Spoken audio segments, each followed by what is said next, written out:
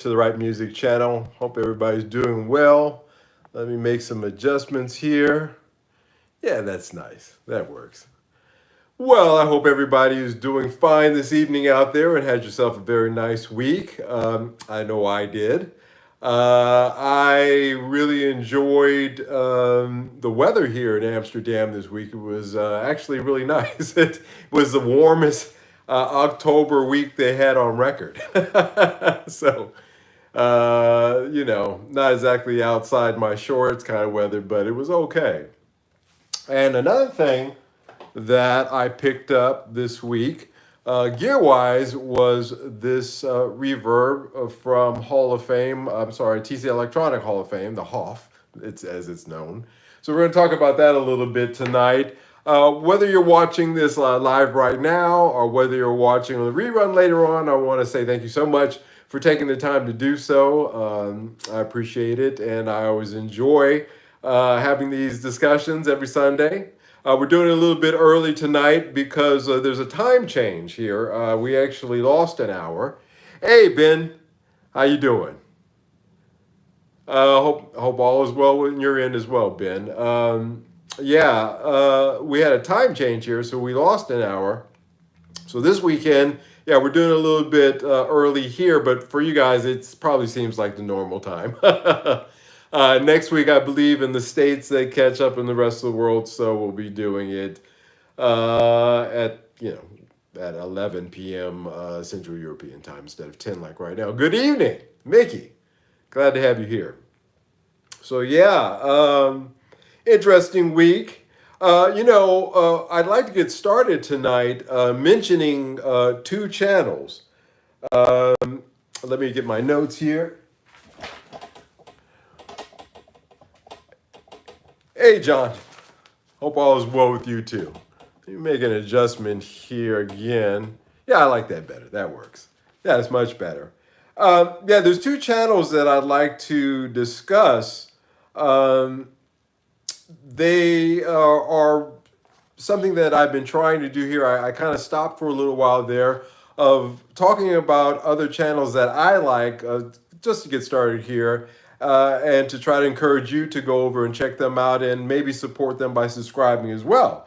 The first channel is pretty interesting. It's called Guitar Hobbies with Dan the Medic. So Guitar Hobby with Dan the Medic. And I like this guy's channel. Some of you guys already know it. As a matter of fact, some of them were commenting back and forth on this channel earlier today. But for those of you who aren't aware of it, there's a guy who has started a channel. He has several channels actually, but he started a guitar-specific channel, and he's interesting because he got into the guitar enthusiast kind of lifestyle late in life, and so he's approaching it without any of the garbage there, the baggage that usually I've been in this since I was 16 and listening to other guitar players and shops and people and reading stories and all this stuff, and that just becomes baggage. And I talk about that here on this channel, the programming. Oh, let me make this bigger. Yeah, there we go.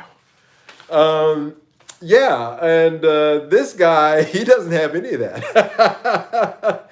He has really cut through all the BS and sees it for what it is, and I really enjoy that. I find it refreshing. He's like, hey, I'm a consumer, but a lot of this stuff in the guitar market is BS. And I really dig it. I really, it's very refreshing to hear an older guy, he's probably older than me, just really ripping, especially into Gibson. And he tore into them this week, a good one. And he put something better than I did. I did a whole video on relicking. You guys haven't checked it out. It's one of my comedy ones where I put clips and things together. It was, trying to make a serious point, but still using a little bit of comedy. I thought it was hilarious. As funny as my Goodwood era video. But he put it together more in a way, a lot shorter way, didn't even need a whole video to do it, when he said that PRS, in their custom shop, they offer you exotic woods and they produce beautiful instruments. Gibson, in their custom shop, they beat up the guitars for you and charge you a lot of money for it. Which I thought, yeah, that just about boils it down. Because as you know, guys, so to me, the heavy relicking is something that I just, again, looking at it from the same viewpoint as this gentleman on his channel, that it just seems ridiculous to be charging the kind of money that Gibson charges out of the Murphy Lab shop to, relic stuff. A perfectly good guitar and take a chainsaw to it. It just, and it's just, I like it. I guess there's a little bit of validation out there that maybe I'm not the only crazy one. Maybe I'm not the only one that says, hey, why am I paying this guy money to screw up a perfectly good guitar? More money. But yeah, hilarious stuff. So check out his channel if you get a chance. Again, that is Guitar Hobby with Dan the Medic. The next channel is a good friend of ours, Peahan Shih Tzu's channel. As a matter of fact, he is absolutely one of the longest standing friends of this channel. He was there from the very beginning. I don't know what Twilight Zone with penance he had to pay in some other life that he stumbled upon my channel. But yeah, he's been in there for the long run. And our last conversation, he was saying that he was a little bit under the weather. And I hadn't heard from him. I took that as meaning that, I was just kind of giving him his space. But no, he's completely wrong. Turns out he's just fine, which I'm relieved to hear. I really am, because he's a really good friend. And so Peahan Shih Tzu, I've talked about his channel before. Guys, if you haven't take the time to go and take a look at his channel. It's subscribe to it. Certainly, it's worth subscribing to.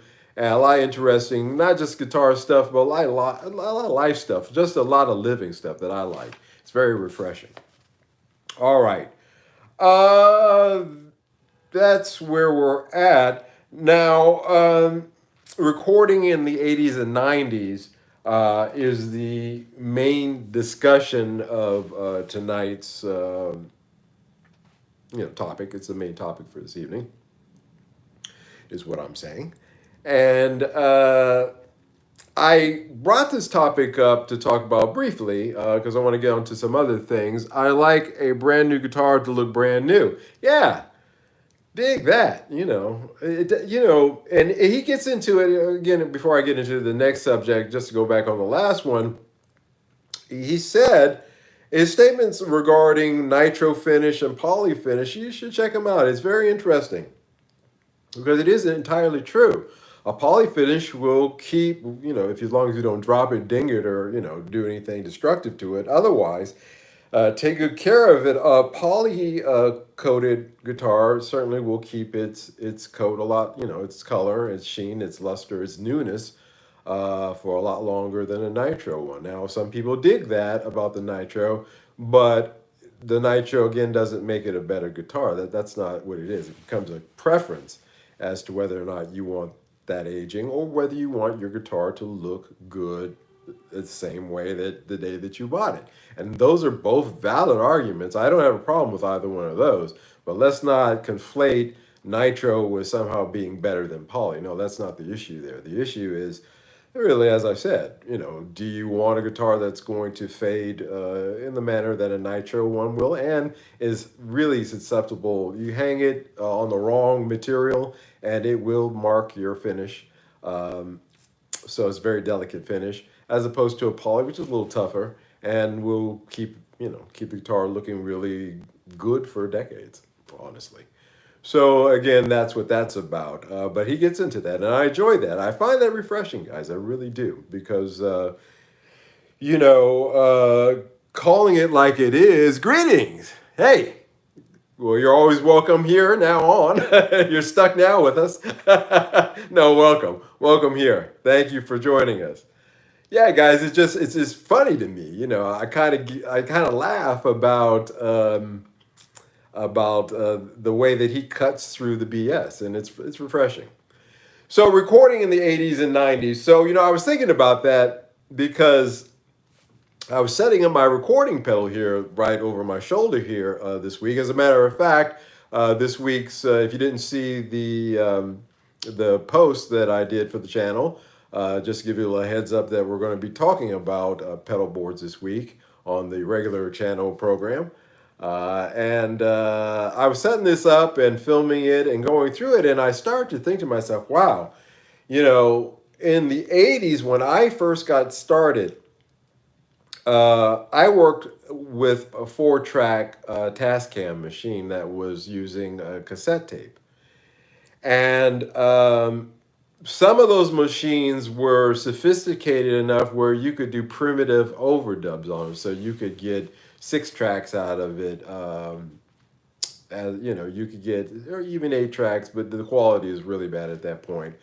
But that was a technique that I had to learn. And the minute that digital came in, the knowledge and the need to know that, not only that, but when I later went on to intern at major studios um, as an assistant engineer, uh, laying sync tones to tape, to 2-inch tape, so that they would sync up to the board, the automation on the board.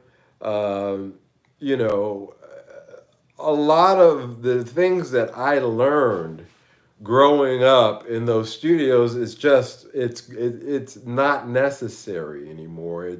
I don't feel bad about learning it, and that's the subject of tonight. The recording in the '80s and '90s was really hectic because it was a changing time of technologies, and again, I started out on a 4-track. I moved on to a Fostex 8-track, and I thought that was the cat's meow, man. I had a Fostex reel to reel 8-track. I actually still have a lot of my reels, a lot of my 2-inch reels for some of the Motown stuff I did. I have some of those. Some of them I don't because I had to give the Motown. But I believe I have 1 or 2 of them. So that technology is just, it's dead and unnecessary. And moving from that Fostex to the big studios to well, okay, I'm getting ahead of myself because I really do want to lay this out kind of concisely to get to my broader point. So the Fostex, and then remember, I think I talked about in Los Angeles in the late '80s and the early '90s, you could rent 16 and 24-track studios. Uh, I want to say I remember it being somewhere in the neighborhood of $15 an hour if you blocked 3 hours or 4 hours of time at the 16-track studios, and like 25, $30 for the same kind of deal, 8 hour a block, which means that you had to buy 8 hours. You couldn't, oh, I'll just do an hour. No, you had to buy a block of 8, but you got a deal. And I'm sure that still goes on. But that's how you got introduced to recording professionally. You had to pay for the time. You had to go to a studio in order to do that. Plus points, you learned a lot about analog equipment and signal pass. I know I did. I spent more time in the engine because I mixed everything. So I would go in and of course, the main engineer was there to look over everything, but I insisted on learning how to mix and mixing things.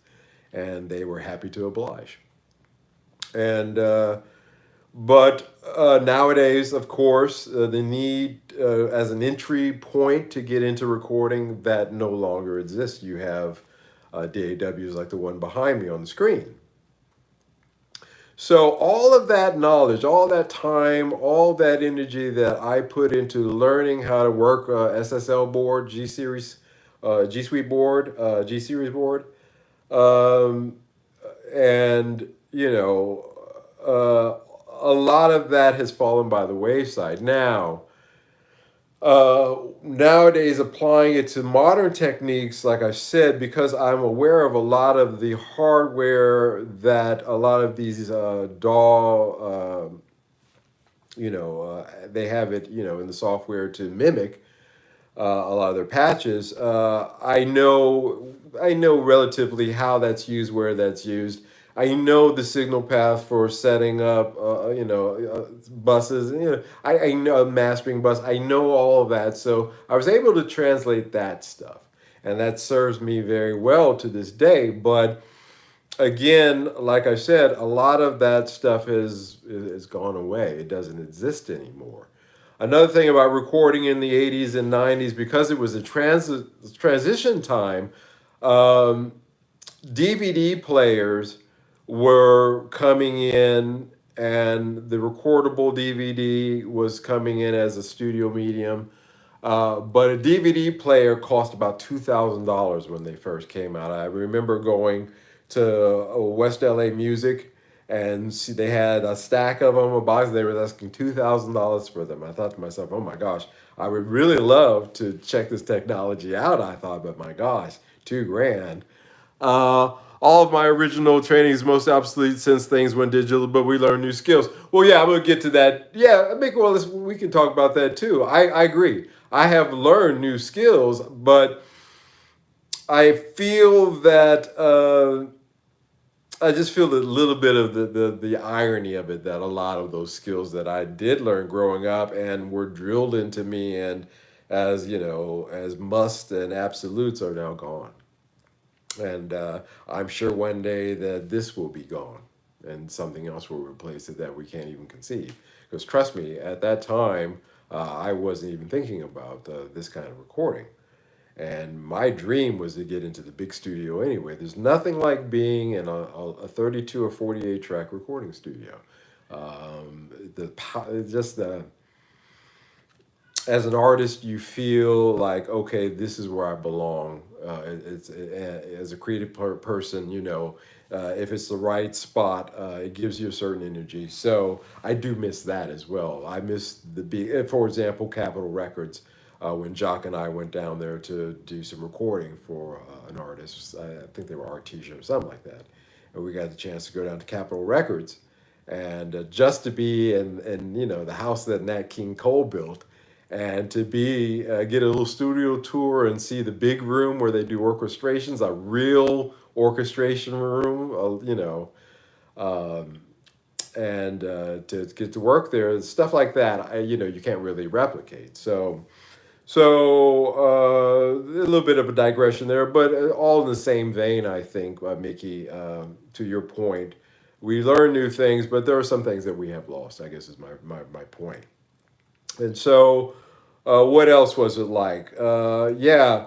And so DVD, CD players were just out of the world, out of touch. New recording technologies were coming in, the ADAT players, the digital recorders, the digital 8 tracks, and some of them you had to load. There was a high, you had to load high eight cassettes in, and there was many mediums at that time that were fighting for the digital recording realm. Everybody thought that's where things were going to go.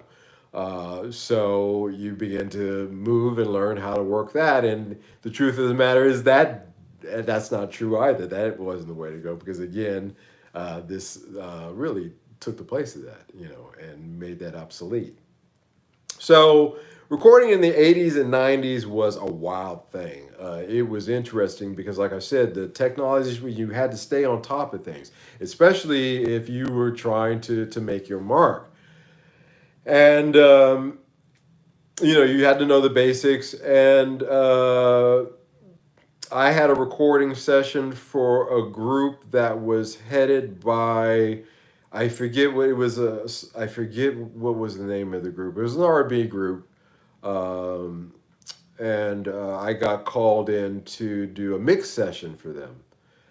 And even going around to different rooms, the ones that I hadn't been to before, because I had worked so many large boards, I really wasn't worried about doing a mix, even on a board that I was unfamiliar with. I got to the recording studio, and one of the guys in the group was there.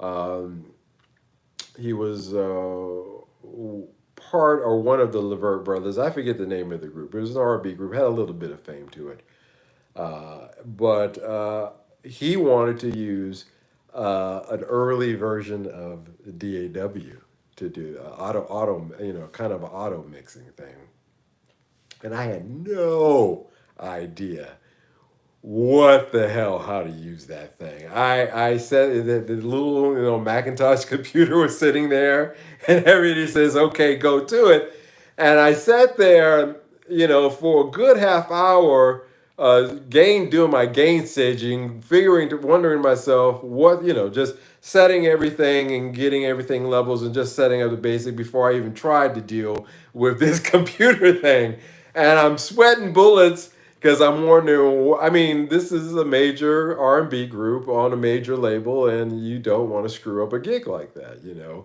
And that is a mix that's going to be on an album that's going to go out, and your name is going somewhere out there. There is an album with my name. I really should get a copy of it. I really didn't care at that time. I did stuff, and I just moved on to the next one and the next one. I really should try to collect the stuff that I did from Motown. But anyway, sweating bullets, and like, holy shit, what am I gonna do? And I just decided, and then there was another R&B group called Belle Biv DeVoe. They were an offshoot of the New Edition, and they came into the studio to see this guy. So I've got all three members of this R&B group, Belle Biv DeVoe, sitting on the couch. Or, if you know studios, there was a glass, and they were actually in the vocal booth, in the sound booth room. I was in the control room, and they're all listening to what I'm doing, and I'm thinking, oh man, this is I gotta sit here and do this mix with an audience, which I hate. I don't like that. And anyway, I had one of those dudes just staring at me like this the whole time. I was like, what is this dude staring at me for? Yeah, Ronnie, that dude Ronnie. I was like, what is this dude staring at me for? But I just decided in the end to do an old fashioned, mix. I did it by hand. I set everything. I listened to it. I knew the cues and where to drop faders and where to do things. And I just set up all my EQs, set it up, EQ'd everything, and I did it the old fashioned way. And nobody said anything. Nobody said anything to me. So they said it was fine.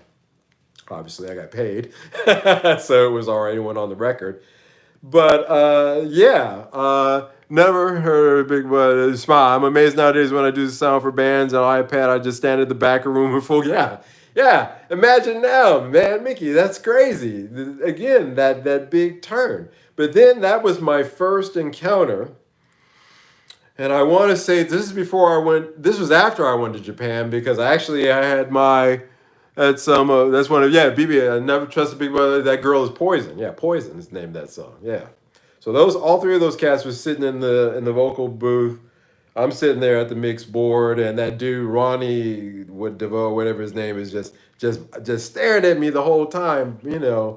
I'm it's just weird. But that's what I remember from that. And I had my Japanese girlfriend with me too, because I didn't want to leave her in my apartment. So I brought her along with me, and she had flown over from Tokyo. And so, yeah, I had been back from Japan. This was after my first tour of Japan, yeah. So this was 96. And so, yeah, I'm sitting there doing that. And I just decided to do it the way that I did. So I think that put me off from the technology for a while. But then one day I got a call from Reggie, who was my manager for all intents and purposes. Reggie Andrews, the songwriter. He wrote the song "Let It Whip." I'm sure from the Daz Band. He wrote that song. Fantastic producer and my manager, and told me that I had to do some remixes for an artist called Rosie Gaines, which was a keyboard player for Prince. She was signed to Motown as well. And that was the first time that I used an early version. Motown sent over an early version of Pro Tools.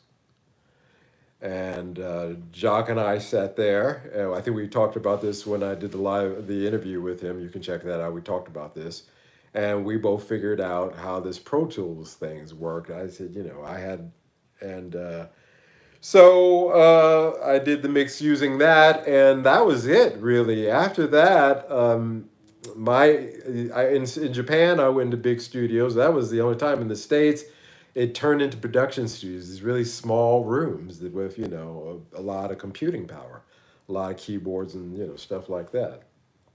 And a lot of that is how it is today. I mean, I myself can write a whole album right here at this desk in this room. Um, and the thought of being able to do something like this years and years ago is just, it's just crazy to me. I can't believe, and the sound quality is excellent. I'll tell you, it's great, especially if you know how to play with the sound to make it sound less digital, more, to give acoustics to it in a digital way. It's an interesting little thing to learn how to do with your DAW. So there's that. So yeah, and it was a weird time for recording in the 80s, 90s. Again, getting back to that changing technology thing. Babyface, the producer and owner of LaFace Records, when I worked at his studio, he had a digital recorder that he paid an astronomical amount. I think $100,000, $200,000 for. Set up a room for it. It looked like the bridge of the USS Enterprise. Seriously, he set up this really beautiful room with it as the centerpiece. And that thing sat there and never, ever, ever recorded one thing ever. Ever. They just didn't touch it because everybody liked that SSLG with the 48 track tape sound. Nobody wanted to do digital. So that's another thing that I remember too. There was a big pushback on that in the beginning to go digital. And it's funny now we do so many things to our digital signals to try to warm it up to make it sound more analog. Again, I'm guilty of that as well.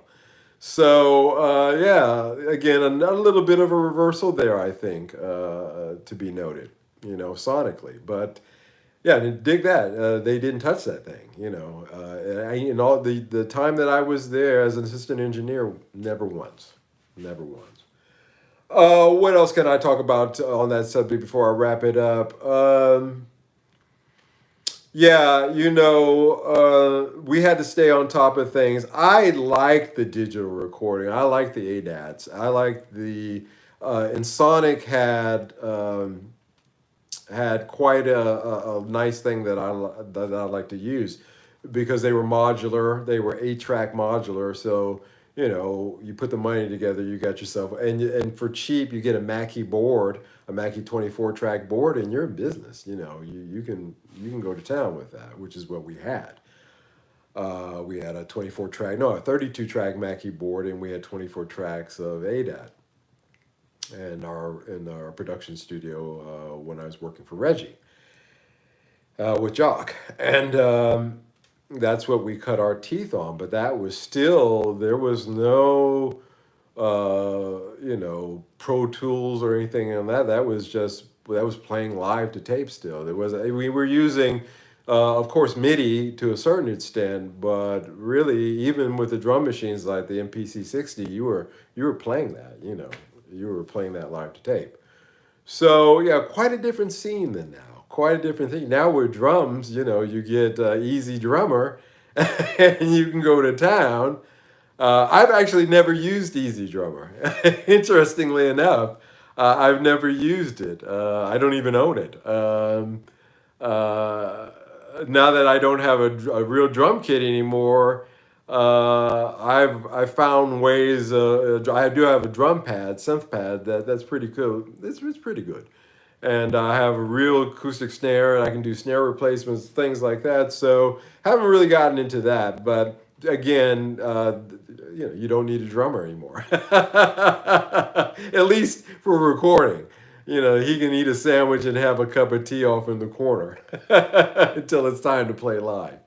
So yeah, a lot of big differences now, and it's shocking to me as not shocking to me, but it's just really every now and then as an older guy who's seen it all and has been on both sides of this aisle. It's always an amazing thing to sit back and to see where things have gone. Really something. It's really amazing. As I'm sure with you guys who have experienced that as well. There's a big renaissance among younger cats in their late teens and 20s to go back to recording analog. They're using the old reel to reels. They're using the old 4 tracks.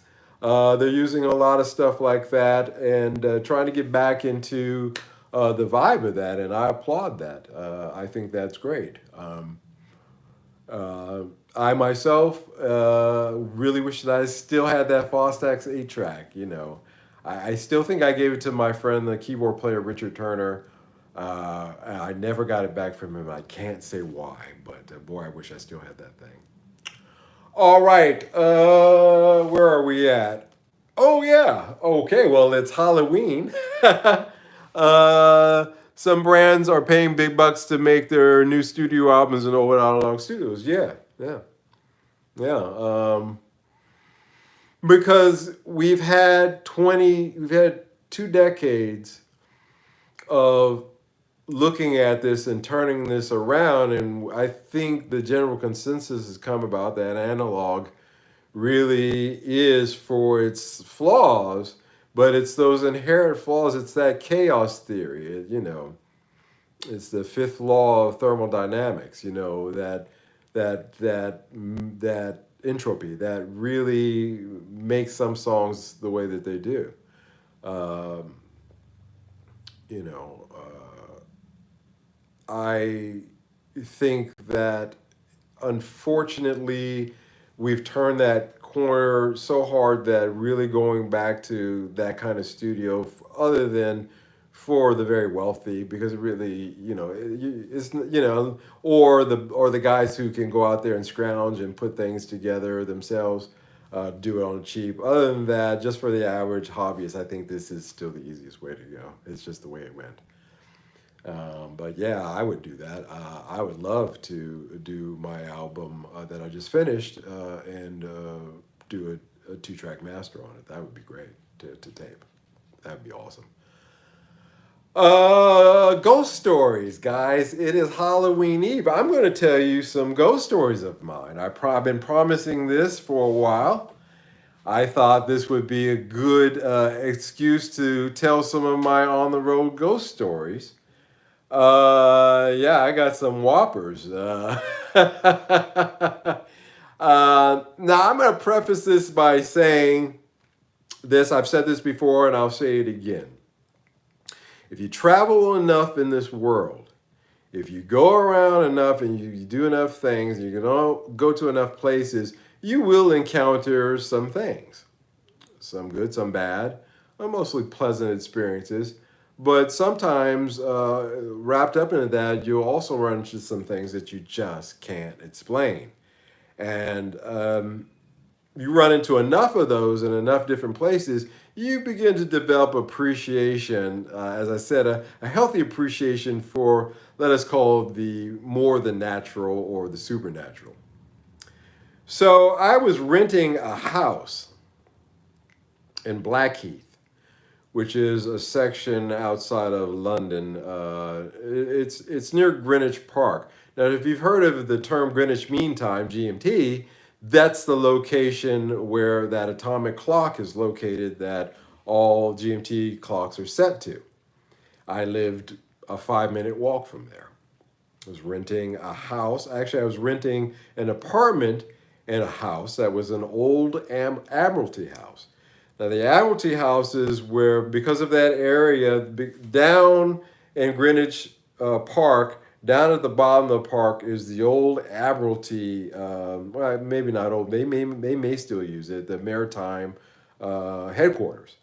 If you watch Thor, the first Thor movie, at the very end, they filmed there. I said, hey, that's where I used to walk all the time, and walk by there all the time because I'd walk through that park all the time. So the houses in the area, the grand houses, which is this was a grand house, is a big house, old house built in 1888, was an Admiralty house, and the Naval College. That's what I'm talking about. The Naval College, Mickey. Thank you. So I'm talking about the Naval College. So yeah, if you walk down through Greenwich Park and you go down to the very bottom of the park, or right before the main street, there's the Naval College right there. And so up on the Blackheath, facing the park, which is Blackheath Park, interestingly enough, the reason they call it Blackheath is that's where they buried all the plague bodies at. No, seriously, that's why it's called that.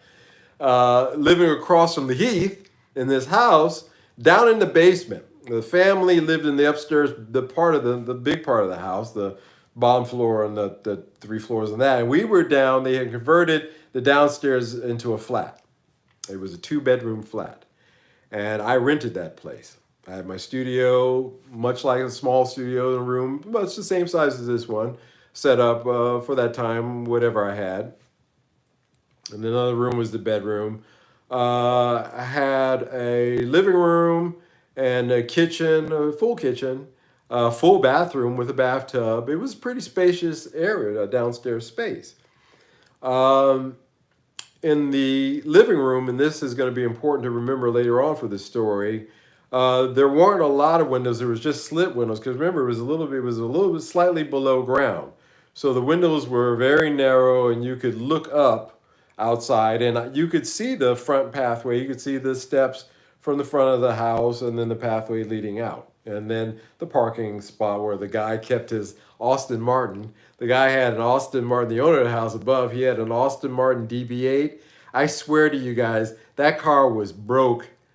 I lived in that place for a couple of years, 3 years, I think, and that DB8, I think he drove it like twice. It was always in the shop. I used to laugh because this guy told me once, he said, Austin Martins, you better buy two. One's for you to drive, the other one's to go to the shop, and believe me, they'll alternate. So it was an old place. It had a fireplace and wooden floors, but they had converted. It was nice. It was a nice little flat that I had there. And the owners up above, they were in the construction business.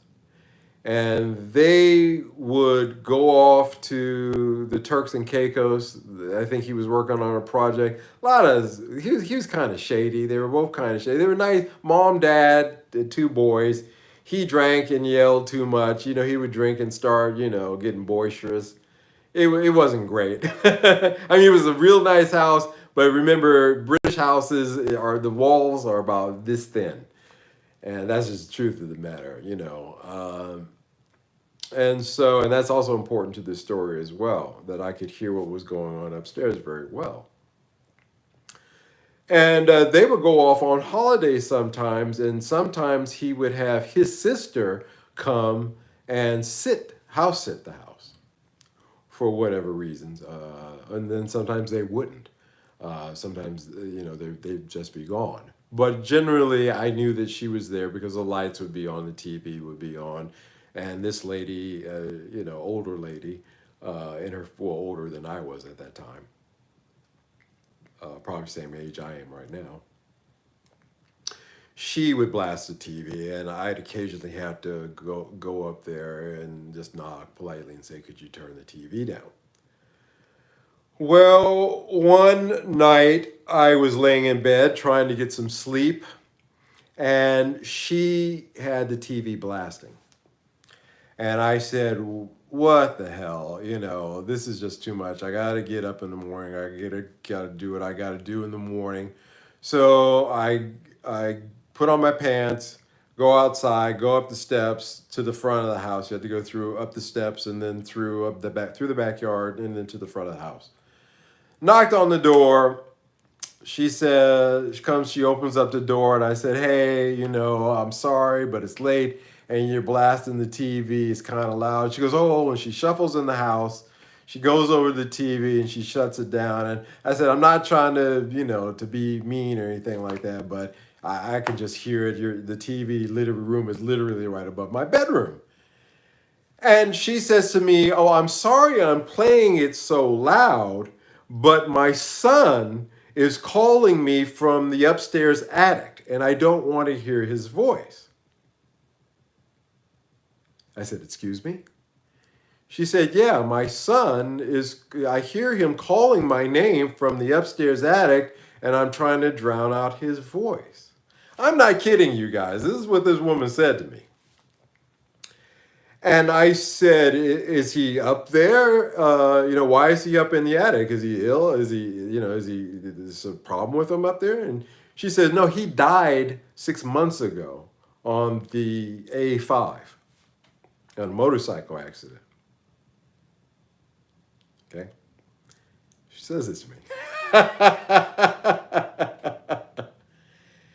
And I said to her, "I don't know what that is upstairs in the attic calling your name, but it's not your son. So I'm going to let you go ahead here and blast the TV and do what you got to do. I'm going to see you later." And I got out of there. True story. I'm not done with this house yet.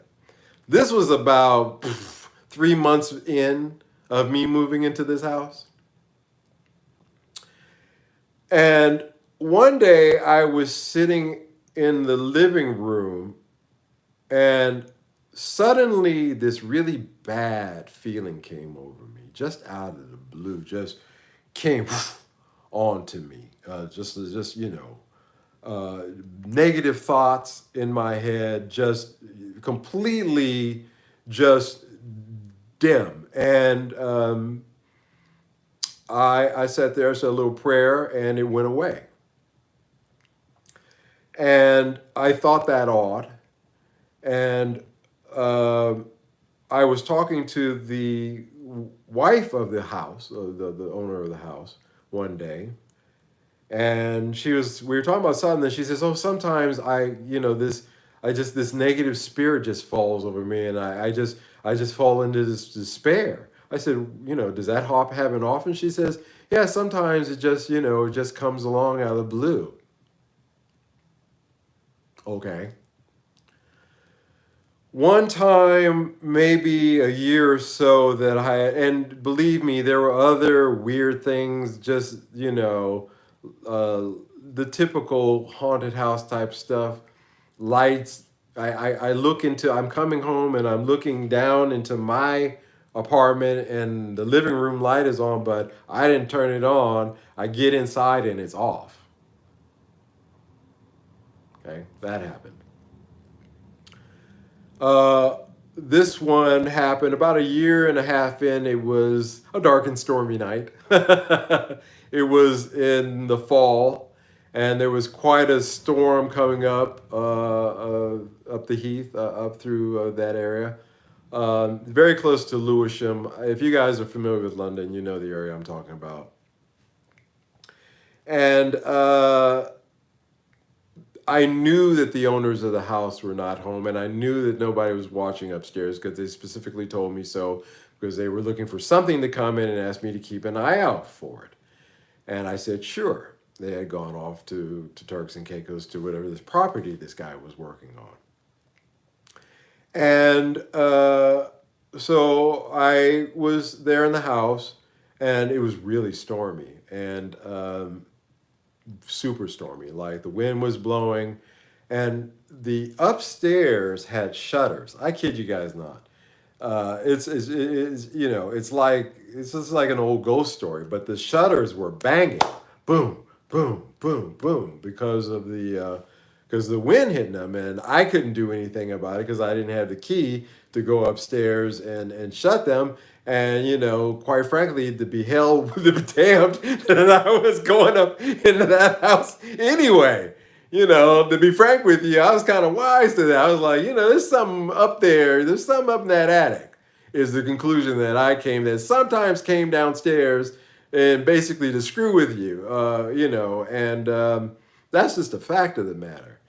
And this night, he or it or whatever it was decided to come walking down the steps very loudly. So something could, I hear the shutters upstairs, boom, shut, like somebody slammed them shut. Wasn't me. There was nobody in the house. Then somebody comes from because like I said, I could hear them walk. It's wood. It's wood. It's all wood flooring. I could hear somebody walking. Boom, boom, coming down the attic steps and coming down to the main living room of their house. There was a kitchen, living room, entranceway, and it was all old reclaimed type wood floors, and just started pacing back and forth. Now I'm sitting there in the living room on my couch, listening to this, looking up at the ceiling, listening to something walk back and forth. And I said, you know what? Screw this man.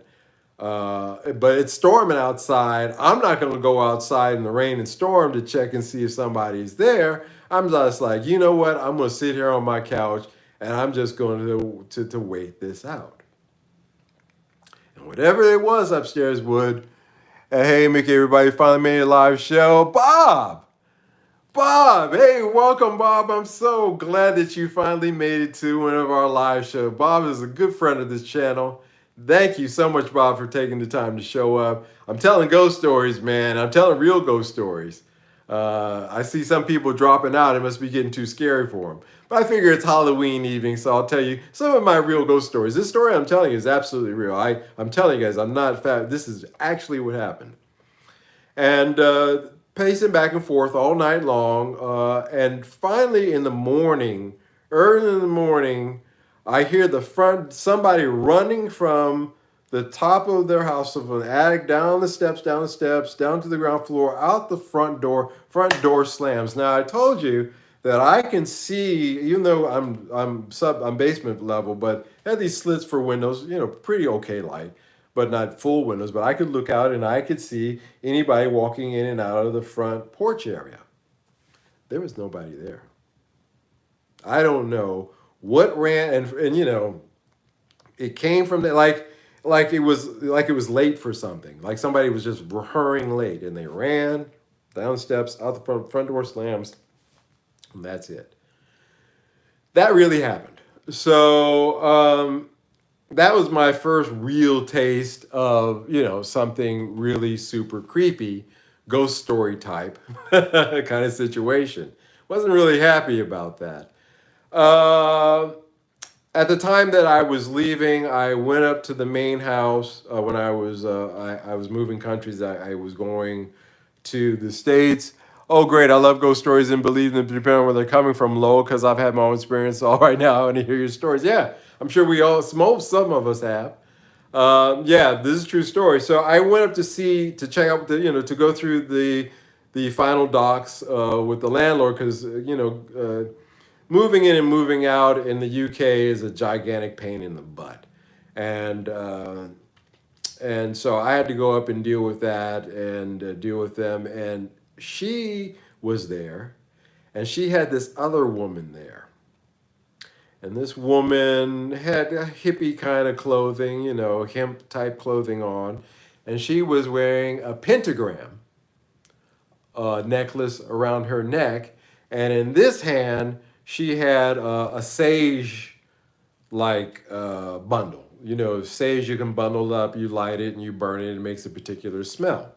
It's actually lovely. The smell of burning sage is a nice smell. Too much of it will make you cough. But walking around the house with burning this sage.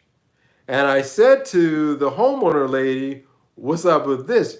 She says, I'm driving I'm driving the negative spirits out of the house. So apparently they themselves obviously were aware of something. I don't know why all of a sudden when I moved there, it got to the point where they had to call in, the friggin', exorcist. But but yeah, that really happened, man. That house was haunted as hell. That was a true haunted house. I'm not gonna say which one, but it's an Admiralty house. It's facing the Blackheath. That house is haunted as hell. I kid. It is a true haunted house. And here's how I'll tell you why that house was haunted. Yeah, I moved to Japan, back to Japan from the UK, and I had a house in Japan. House that was my house, and moved the people that I was renting it to, and moved back in. I was standing in my kitchen, a small house, just a tiny house. I was standing in my kitchen. It was connected to there's a sliding door. Japanese houses, they have sliding doors, and it's went in, and that was kind of the washroom, and then behind that was the shower tub area. And I had the room to the kitchen, and I was doing some dishes, and I was looking, just washing the dish, and I was looking across at the bathroom area, and I watched my toothbrush fly out of the tooth cup holder and just fly by itself across the room, by itself.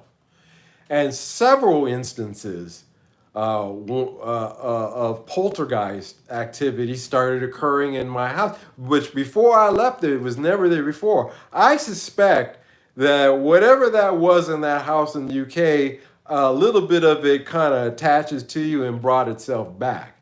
Because I never had that happen there. And then a lot of other weird stuff started happening too in that area. I was walking my dog. This is back when I was back in Japan. This is before I moved to Singapore. So walking my dog, and there's a woods area behind where I lived at is a place called. Happy to hearing this in the morning light rather than at night. Yeah, these are true stories, guys.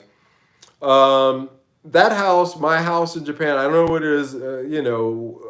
Every now and then stuff would fly off the kitchen shelf, out of the bathroom toothpaste, the toothbrush thing. That really happened. I really saw that, and there is nobody who's going to tell me that because I don't do drugs, I don't drink.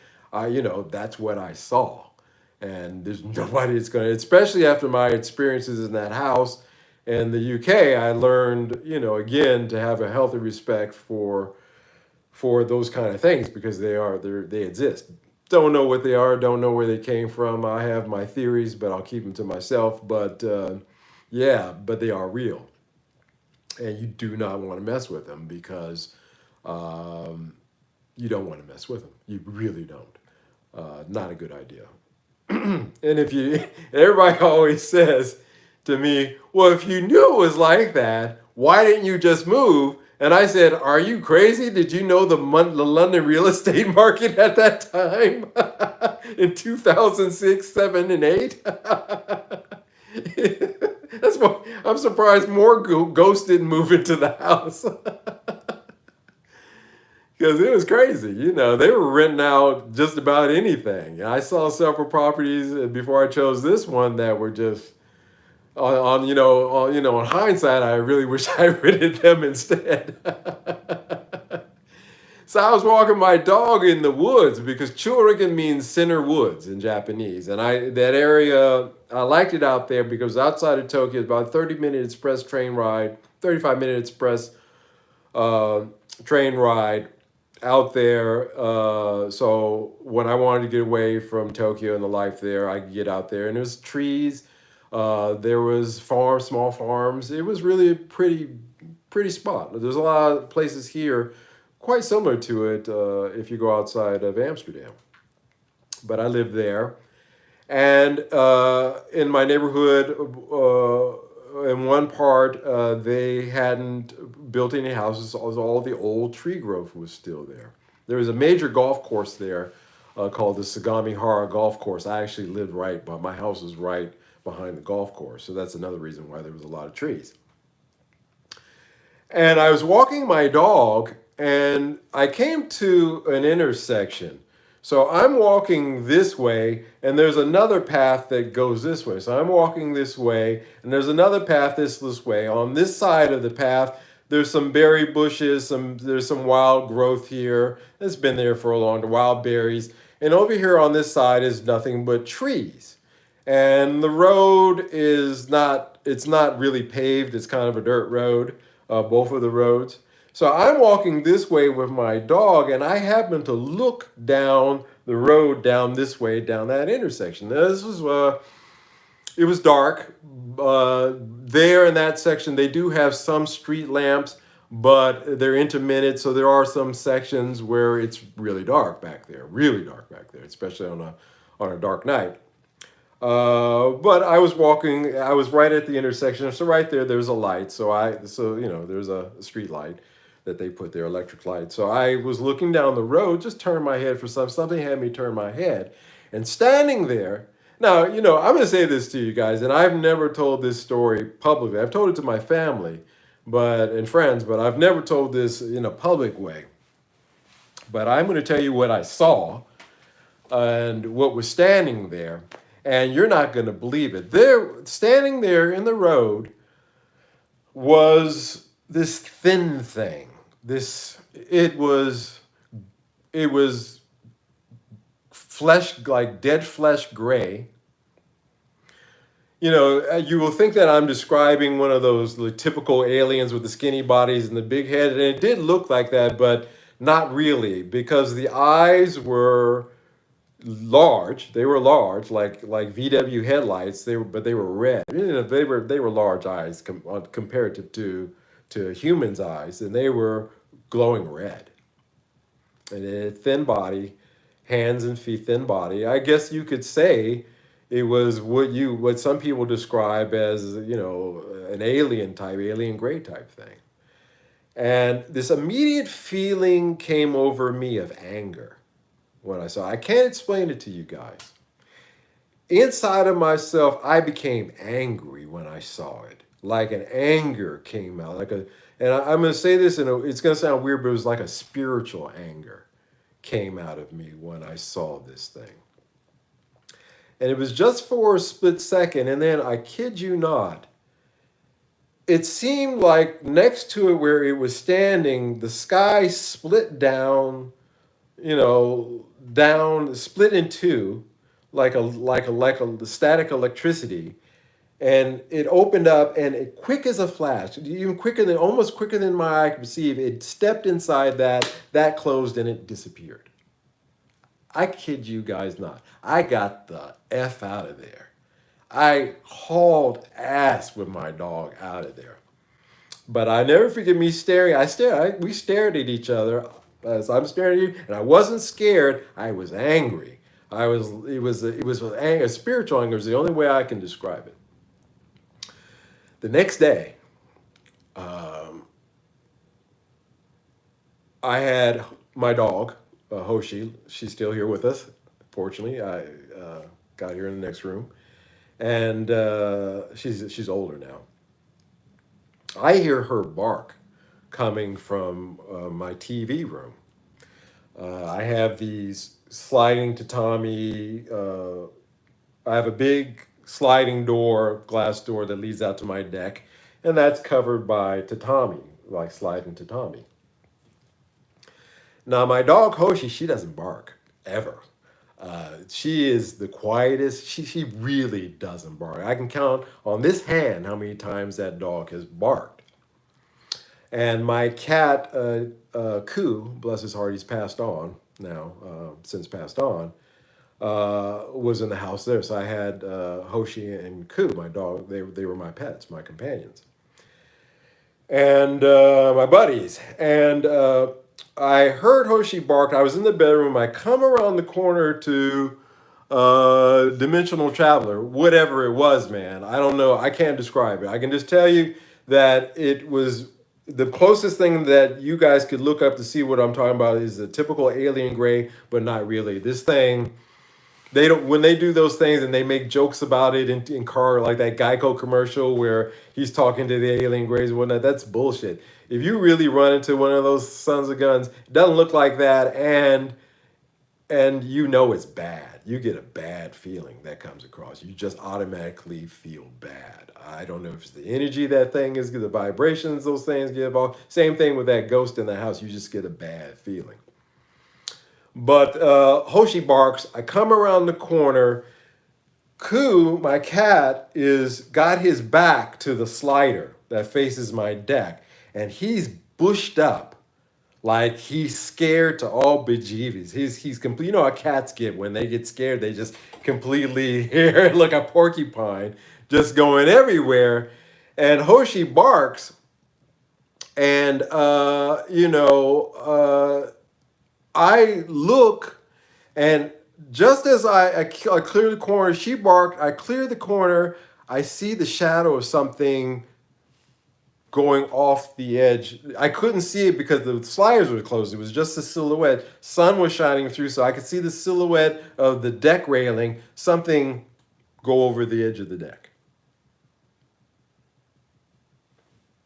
That was the next day after, the morning. I'd say about 6, 7:30 in the morning. That really happened. So, needless to say, I have learned a healthy respect for things that go bump in the night. I hope you guys enjoyed these few ghost stories that I have to tell. I have a few others, but they're a little bit long and drawn out. I think we've gotten into nothing to. I think you got the gist of it. Not as significant as these. These are the two major ones that I really experienced some really weird stuff, to say the least. So happy Halloween to you guys. I hope you enjoyed these ghost stories. It really happened. I have no idea what the hell that was on that path in the forest behind my house in Japan. I have no idea what that was. To this day, I can still in my mind's eye. I can see it clearly, and again, like whatever that was in the house in England. Both of them, the commonality between the two of them, I could say, is that you get a really bad feeling that comes over you. You just get a bad, like an oppressive, dark kind of vibe come on you. So, yeah, dig that, take that as you will. Guys, I want to play something for you tonight before we wrap up. How are we doing? Yeah. If you guys will allow me before we finish up tonight, I want to talk about arrangements a little bit. I have here behind me the ballad song from my album. This song is called "A Heart Comes In From the Cold." It's a rock album. Ants in the Pantry is the name of the album. But I wanted to do a ballad that had a rock and rolly kind of feeling to it. I was listening to a lot of Queen at the time. Not to say that I wanted to do exactly like that, but in that genre, I was thinking about the piano and guitar and things of that. And also, I was interested in orchestration at the time as well. I wanted to write something that had strings to it. So, as you know, I really like writing string arrangements. There's a lot of fun to that. So I wanted to incorporate that. Is the album available yet? No. As a matter of fact, Jock Richmond, my good friend who's mixing it right now, greetings. Love the recording, the early lines of tape. So far we lost this empty cause. But yeah, you would lose a track. So if you had 24 tracks, you would lose one of your tracks, either your first or your 24th, to laying the SMPTE tone. Thank you, John. Appreciate it. That's the truth of those recorders too. You do lose a track to SMPTE. It's just par for the course. So this recording for this song, I'm going to play up and through the first chorus of it so that you can get a feeling for the song and the arrangement, how it finished.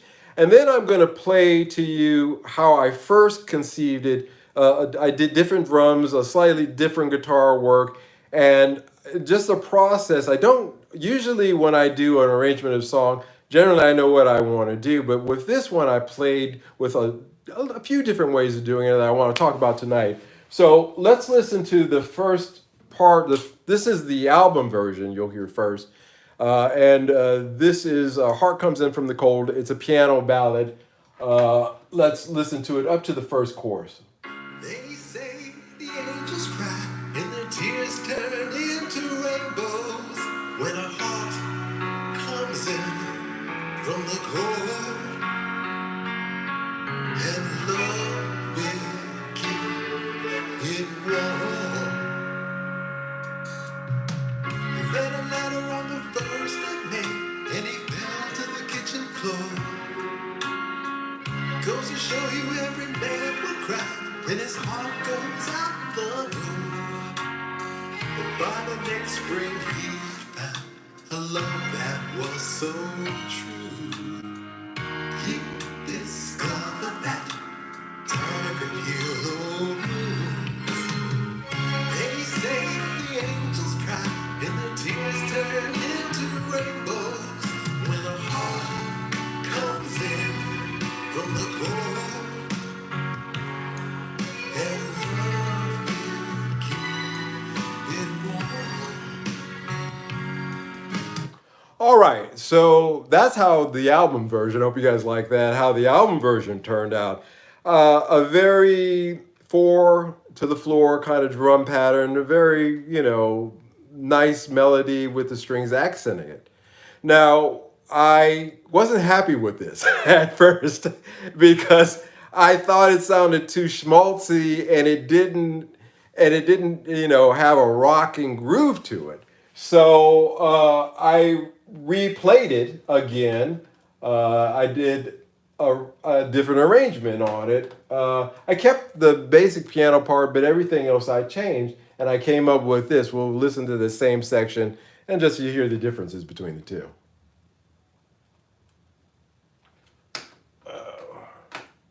If we can get it to play.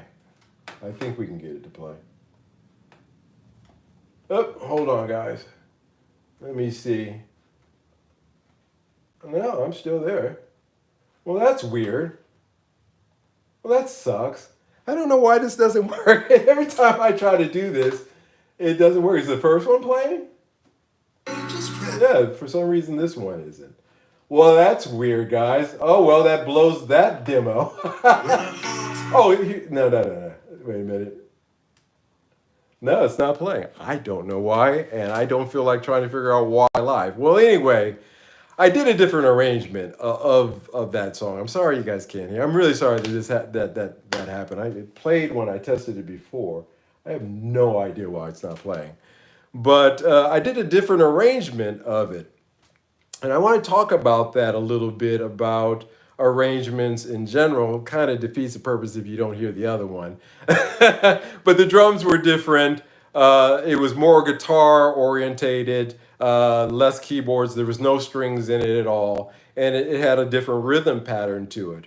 But I decided to go with the first version because from a sonic standpoint and from a listener's interest, I thought that it was more interesting. So I went with this version. Gosh, I really hate the fact that I can't play that other one. The best laid plans, guys. I guess we'll just take that as a sign that that's enough of that. But I hope you did like the album version of that, the version that I did. I really am happy with the strings. As a matter of fact, if we can't play that, then I want you to listen to the guitar solo at the end. I do like that. Let's see, here we go.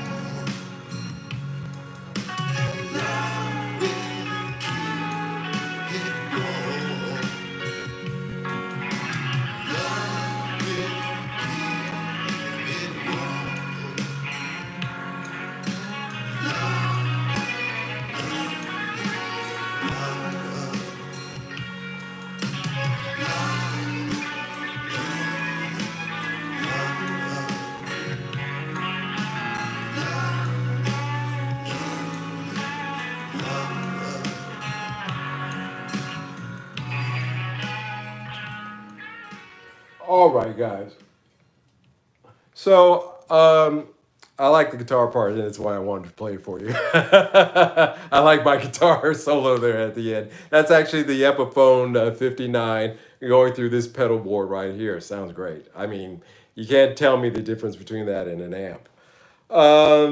Yeah, arrangement wise, I did two different arrangements of this song, and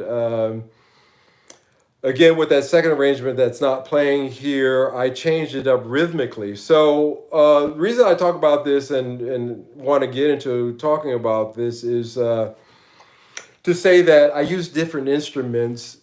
Great stuff, Mike. Sounds great. I really enjoyed the music. Sounds great, man. Thank you. I appreciate that. I This is an example of using different instruments in order to create a sound. Instead of strings on the second arrangement, I actually use electric guitars.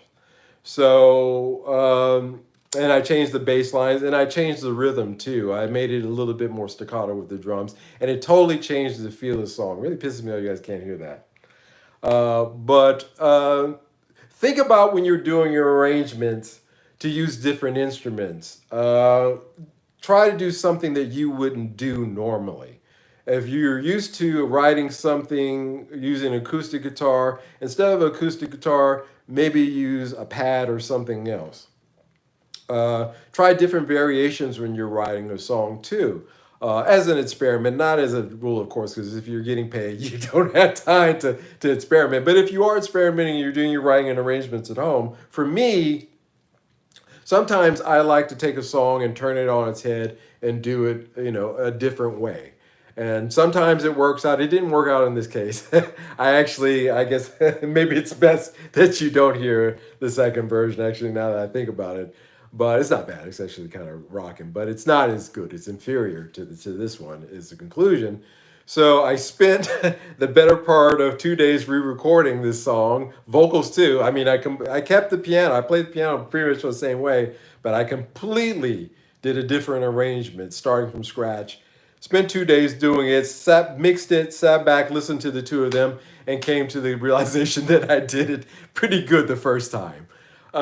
So that's a trap too. You don't want to do that too much, but sometimes it's worth getting into. It's worth experimenting. What else have we got for this evening, guys? Yeah, arrangements. Yeah, that was it. I wanted to get into this here. Just wanted to play a little bit of that music to you. Yeah, Jock is still working on mixing it for me. So we'll see. Let us know when the album is available. It sounds great. I appreciate it, Mickey. Yeah, actually, I'm waiting for my friend Jock to get to that. It's been a little while here. He's going through some things right now, so he needs a minute, and then he'll get to it. Actually, it did go to some of my higher up people that are listening to it. So maybe something will come out of that. Maybe, you never know. Yeah, yeah, it was good, man. I just rewound and had to go to the store. Yeah, it's all right, man. I appreciate you even tuning in. But yeah, we'll see what happens with that album. But just also to keep you guys in the loop, what's going on with that. I'm still waiting for the mastering process, but honestly, there's some other people listening to it right now, so it may go in a whole nother direction. We'll see. All right, guys. I'm getting low battery mode on this camera, so I guess that's telling me it's time to say my good nights to you. I do really appreciate all you guys showing up tonight. I hope you like the ghost stories. Again, just as a reminder, two channels I want you guys to tune into. Our good channel friend Pihan Shih Tzu. Go to his channel. A lot of great stuff. Subscribe if you haven't. Guitar, what is his channel called? Let me get this guy's channel correct. Guitar Hobby with Dan the Medic is a channel also that I really, really enjoy a lot. And he doesn't have a lot of subscribers on. He has a couple of channels, but this one he's just starting up.